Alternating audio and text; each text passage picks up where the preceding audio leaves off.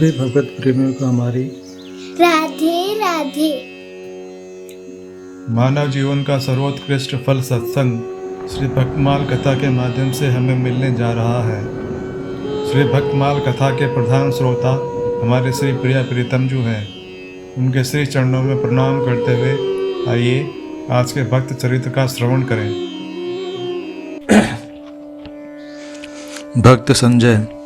श्रीमद् भगवद गीता में संजय प्रधान व्यक्ति है। संजय के मुख से श्रीमद् भगवद गीता धृतराष्ट्र ने सुनी थी। संजय विद्वान गावलगण नामक सूत के पुत्र थे। ये बड़े शांत, शिष्ट, ज्ञान विज्ञान संपन्न, सदाचारी, निर्भय, सत्यवादी, जितेंद्रिय, धर्मात्मा, स्पष्टवादी और श्री कृष्ण के परम भक्त तथा उनको तत्व से जानने वाले थे। अर्जुन के साथ संजय की लड़कपन से मित्रता थी। इससे अर्जुन के उस अंतःपुर में जहाँ अभिमन्यु और नकुल सहदेव का भी प्रवेश निषिद्ध था, संजय को प्रवेश करने का अधिकार था। जिस समय संजय कौरवों की ओर से पांडवों के यहाँ गए थे, उस समय अर्जुन और भगवान श्री कृष्ण अंतःपुर में थे। वहीं देवी द्रौपदी और महाभागा सत्यभामा जी भी थी।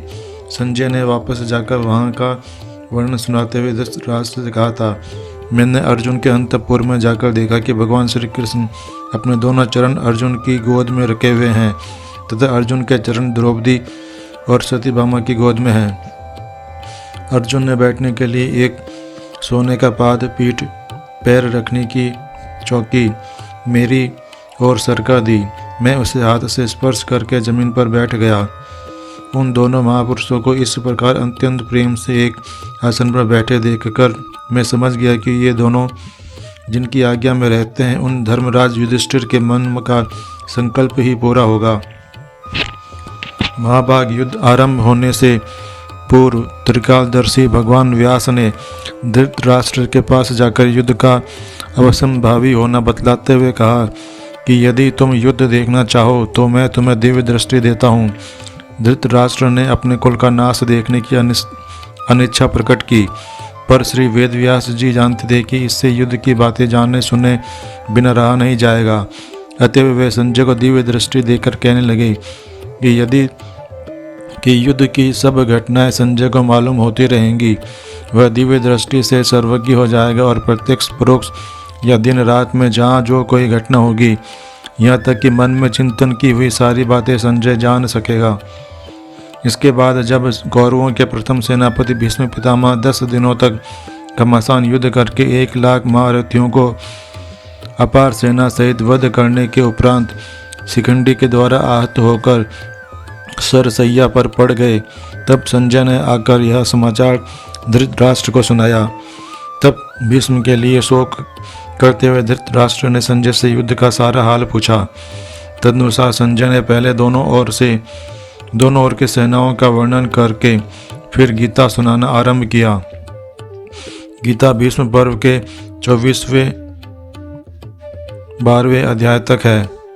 महर्षि व्यास, संजय, विदुर और भीष्म आदि कुछ ही ऐसे महानुभव थे जो भगवान श्री कृष्ण के यथार्थ स्वरूप को पहचानते थे। धृतराष्ट्र के पूछने पर संजय ने कहा था कि मैं स्त्री पुत्र आदि के मोह में पड़कर अविद्या का सेवन नहीं करता। मैं भगवान के अर्पण किए बिना वृथा धर्म का आचरण नहीं करता। मैं शुद्ध भाव और भक्ति योग के द्वारा ही जनार्दन श्री कृष्ण के स्वरूप को यथार्थ जानता हूँ। भगवान का स्वरूप और पराक्रम बतलाते हुए संजय ने कहा, उदार हृदय श्री वासुदेव के चक्र का मध्य भाग 5 हाथ विस्तार वाला है, परंतु भगवान के इच्छानुकूल वह चाहे जितना बड़ा हो सकता है।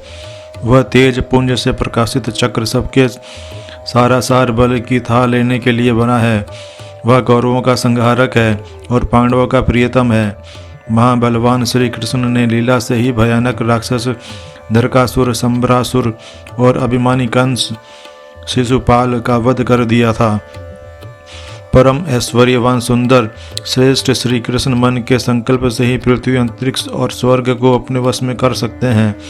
एक ओर सारा जगत हो और दूसरी ओर अकेले श्री कृष्ण हो तो सार रूप में वही उस सबसे अधिक ठहरेंगे। वे अपनी इच्छा मात्र से ही जगत को भस्म कर सकते हैं, परंतु उनको भस्म करने में सारा विश्व भी समर्थ नहीं है।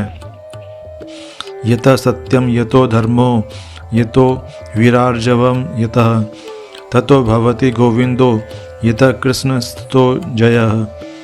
जहाँ सत्य धर्म ईश्वर विरोधी कार्य में लज्जा और हृदय की सरलता होती है वहीं श्री कृष्ण रहते हैं, और जहाँ श्री कृष्ण रहते हैं वही निस्संदेह विजय है। सर्वभूतात्मा पुरुषोत्तम श्री कृष्ण लीला से पृथ्वी, अंतरिक्ष और स्वर्ग का संचालन किया करते हैं।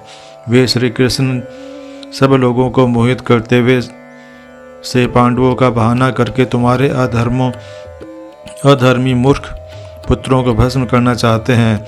भगवान श्री कृष्ण अपने प्रभाव से काल चक्र, जगत चक्र और युग चक्र को सदा घुमाया करते हैं। मैं यह सत्य कहता हूँ कि भगवान श्री कृष्ण ही काल, मृत्यु और स्थावर जंगम रूप जगत के एकमात्र अधीश्वर हैं। जैसे किसान अपने ही बोए हुए खेत को पक जाने पर काट लेता है, इसी प्रकार महायोगेश्वर श्री कृष्ण समस्त जगत के पालनकर्ता होने पर भी स्वयं उसके संहार के लिए कर्म करते हैं। वे अपनी महामाया के प्रभाव से सबको मोहित किए रहते हैं, परंतु जो उनके शरण ग्रहण कर लेते हैं वे माया से कभी मोह को प्राप्त नहीं होते। ये त्यामेव प्रपद्यन्ते न ते मुह्यन्ति मानवः। इसके बाद धृतराष्ट्र ने भगवान श्री कृष्ण के नाम और उसके अर्थ पूछे। तब परम भागवत संजय ने कहा, भगवान श्री कृष्ण के नाम गुण अपार हैं। मैं जो कुछ सुना समझा हूँ वही संक्षेप में कहता हूँ। श्री कृष्ण माया से आवरण करते हैं और सारा जगत उनमें निवास करता है तथा वे प्रकाशमान हैं, इससे उनको वासुदेव कहते हैं। अथवा सब देवता उनमें निवास करते हैं, इसलिए उनका नाम वासुदेव है। सर्वव्यापक होने के कारण उनका नाम विष्णु है। माँ यानी आत्मा की उपाधि रूप बुद्धि वृत्ति को मौन, ध्यान या योग से दूर कर देते हैं। इसे श्री कृष्ण का नाम माधव है। मधु अर्थात पृथ्वी आदि तत्वों के संहारकर्ता होने से या वे सब तत्व इनमें लय को प्राप्त होते हैं, इससे भगवान को मधुहा कहते हैं। मधु नामक दैत्य का वध करने वाले होने के कारण श्री कृष्ण का नाम मधुसूदन है।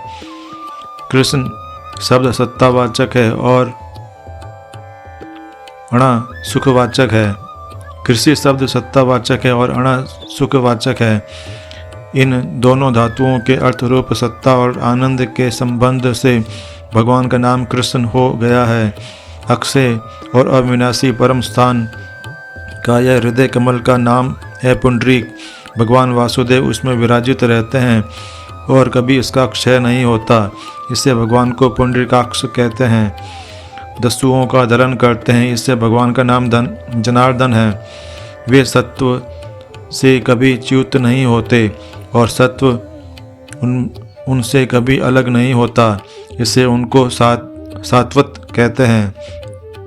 वृषभ का अर्थ वेद है और ईक्षण का अर्थ ज्ञापक अर्थात वेद के द्वारा भगवान जाने जाते हैं, इसलिए उनका नाम वृषभेक्षण है। वे किसी के गर्भ से जन्म ग्रहण नहीं करते, इससे उनको अज कहते हैं। इंद्रियों में स्वप्रकाश है तथा इंद्रियों का अत्यंत दमन किए हुए हैं, इसलिए भगवान का नाम दामोदर है। हर्ष स्वरूप सुख और ऐश्वर्य तीनों ही भगवान श्री कृष्ण में हैं, इसी से उनको ऋषिकेश कहते हैं।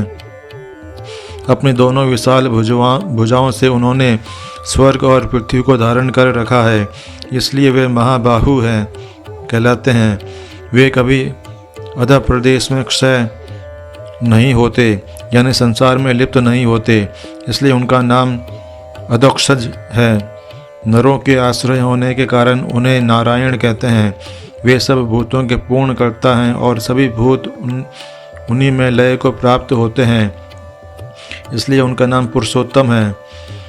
वे सब कार्य और कारणों की उत्पत्ति तथा प्रलय के स्थान हैं तथा सर्वज्ञ हैं, इसलिए उनको सर्व कहा जाता है।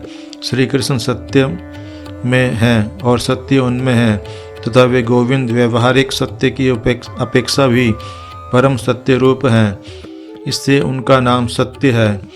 चरणों द्वारा विश्व को व्याप्त करने वाले होने से विष्णु और सब पर विजय प्राप्त करने के कारण भगवान को जिष्णु भी कहते हैं। शाश्वत और अनंत होने से उनका नाम अनंत है, और गो यानी इंद्रियों के प्रकाशक होने से गोविंद कह जाते हैं। वास्तव में तत्वहीन असत्य जगत को भगवान अपने सत्ता स्फूर्ति से तत्व अर्थात सत्य सा बनाकर सबको मोहित करते हैं।